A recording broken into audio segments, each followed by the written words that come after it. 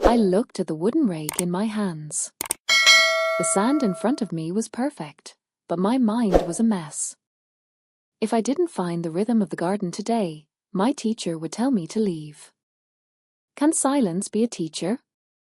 Can a pile of stones show you the way to peace? Hello, everyone. Welcome back to Enjoy English Stories. I am so happy you are joining me for this journey.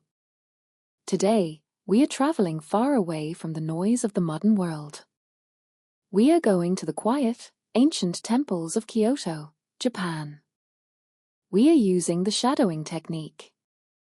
This is the secret to sounding natural, building your confidence, and mastering the flow of English. You must speak with me. Don't just watch. Copy my pace, my intonation, and my calm energy. Today's story is about Hana. She is a young woman who works in a very stressful, high-pressure job in Tokyo and travels to Kyoto to find her lost balance. In this story, you will learn sophisticated words about nature, patience, and mental health. Are you ready to breathe deeply and find your inner peace? Let's begin. My name is Hana. I am 30 years old. For 5 long, relentless years, I lived in the very center of Tokyo. If you have ever been to Tokyo, you know it is a city that never sleeps. My life was a constant whirlwind of bright neon lights, crowded trains where people are pushed together like sardines, and glowing computer screens that never turned off. I worked for a massive advertising company in a skyscraper made of glass and steel. My days were measured in deadlines, meetings, and digital notifications. My phone never stopped ringing. Ring, beep, buzz. It felt like an extension of my own hand. I was successful by everyone's standards. I had a good salary, a modern apartment, and a professional title. But I was not happy. My heart felt tight, like it was trapped in a small cage. My sleep was shallow and full of stress dreams about unread emails. I felt like a machine that was slowly running out of power, a battery that could no longer hold a charge. I was physically exhausted, but more than that, I was spiritually empty. One Tuesday morning, I looked at my reflection in the elevator mirror, and I didn't recognize the woman looking back. That was the day I quit. I didn't have a plan. I just knew I needed to breathe. I took a bullet train to Kyoto, the ancient heart of Japan, a city of 1,000 temples and hidden moss gardens. I didn't want to go sightseeing or shopping. I wanted something deeper. I wanted to learn from the Zen master, Mr. Tanaka. He was a legendary gardener who looked after the Ryan-style stone gardens, the most beautiful and mysterious rock gardens in Japan. "Why are you here, Hana?" he asked me on the very first day. We were sitting on a wooden porch overlooking a sea of grey gravel and large, dark stones. He was an old man, but his eyes were as clear as mountain water. "I want to be calm," I said, my voice trembling slightly. "I want to learn how to be patient. My life is too fast, and I don't know how to slow down." He looked at me for a long time in silence.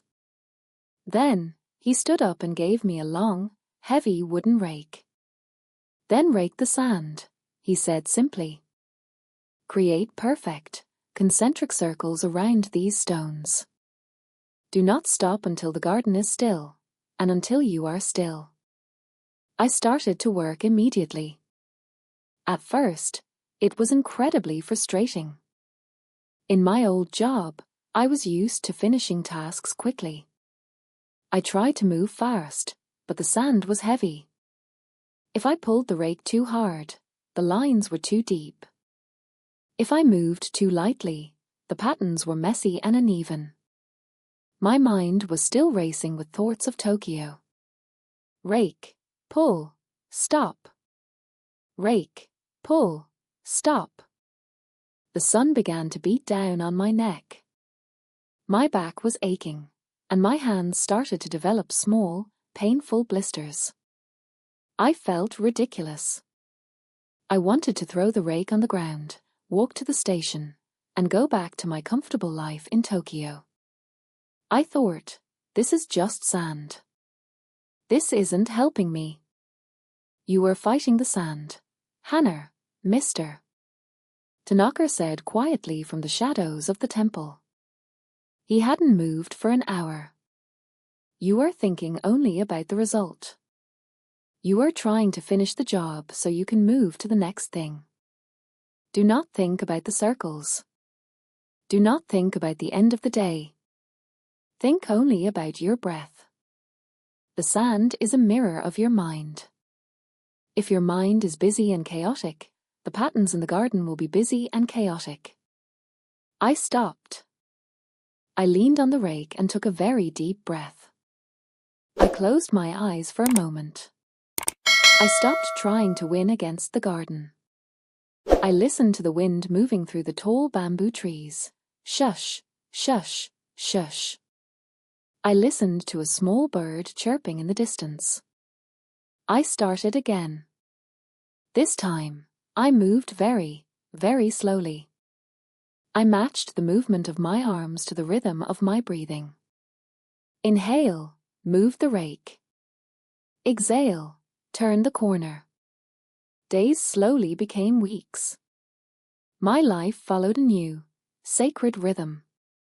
I woke up at 5 o'clock every morning when the air was still cold and blue. I helped the monks clean the long, dark wooden temple floors using only wet cloths. This was called suji, cleaning as a form of meditation.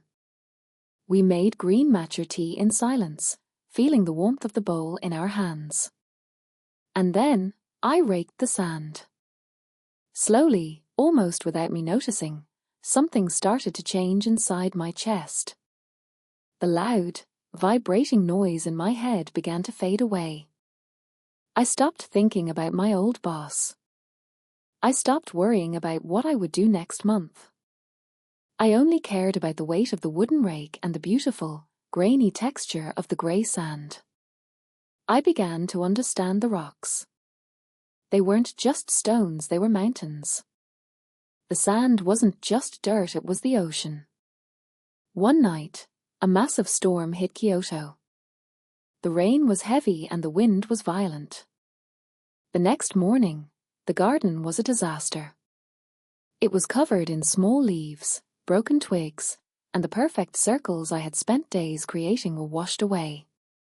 I stood there, looking at the mess. In the past, I would have been angry. I would have complained about the wasted time. But that morning, I just picked up my rake. I spent 4 hours in total silence cleaning every single leaf by hand. I raked the sand again, even more carefully than before. When I finally finished, the garden looked perfect, perhaps better than it ever had. The stones looked like ancient islands rising out of a silent, sandy ocean. I sat on the wooden porch, my muscles tired but my spirit light, and watched the golden evening light change the shadows on the ground. For the first time in many years, I felt a deep, heavy, and beautiful peace in my heart. It felt like coming home. Mr. Tanaka came out and sat next to me. He didn't look at me, he only looked at the garden. He nodded slowly. Today, Hana, you did not just rake the sand, he said. You raked your own heart. You cleared away the leaves of stress and the twigs of worry. The garden is finished because you are finally finished with your struggle. I looked at my hands. They were rough and tan from the sun, but they were steady. They didn't shake anymore. I realized that I didn't need a high-paying job or a fancy title to feel happy. I didn't need to be constantly busy to be an important person. I realized that the success I had been chasing in Tokyo was just noise. I decided to stay in Kyoto for another year. Now, I help Mr. Tanaka look after the temple, and I help teach other stressed travelers how to pick up a rake and find their own balance. My life is simple, but it is full. I'm Hana, and I learned that the most important work you will ever do is the work you do inside yourself. Life is not a race to the finish line, it is a garden that needs constant care, a lot of patience, and a beautiful, healing silence. What a peaceful and truly inspiring journey. Hana found her balance among the stones and the sand. Did you feel the calm of the temple as we spoke? Did you imagine the sound of the wind in the bamboo?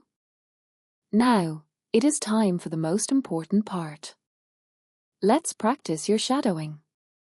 Go back to the beginning of the story. Repeat every sentence with me out loud. Focus especially on the words patience, balance, frustrating, and rhythm. Try to speak slowly and calmly, matching the energy of the Zen garden. Remember, it's not about how fast you speak, it's about the clarity and the feeling of the words. If you enjoyed this trip to Japan, please give this video a thumbs up. It really helps our channel. Subscribe to enjoy English stories and hit the bell icon so you never miss a new story. Tell us in the comments. What do you do to relax when you feel stressed? Do you like the idea of a stone garden? I love reading your comments and learning about your lives. Thank you for practicing with me today. You are doing a wonderful job with your English. I will see you in the next lesson.